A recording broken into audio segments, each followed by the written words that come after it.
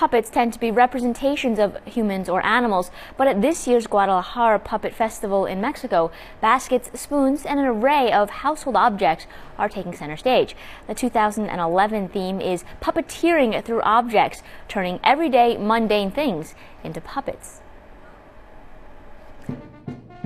This year, Guadalajara Puppet Festival has taken to the streets.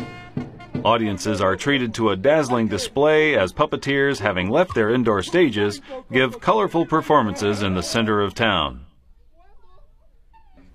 I believe that one of the biggest goals we have accomplished this year, compared to the first year, is the social part of the festival. And this is because this year we're performing on the streets. We have more presence in public spaces.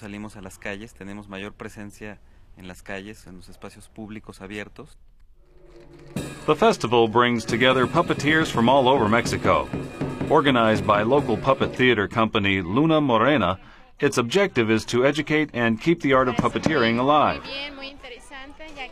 I find it very good, very interesting. It helps us not to lose the art, culture, and literature, and it's a way to show that to our neighbors, to our children. This year's theme is puppeteering through objects. A professional from Canada explains why the art of puppetry has such an appeal with audiences.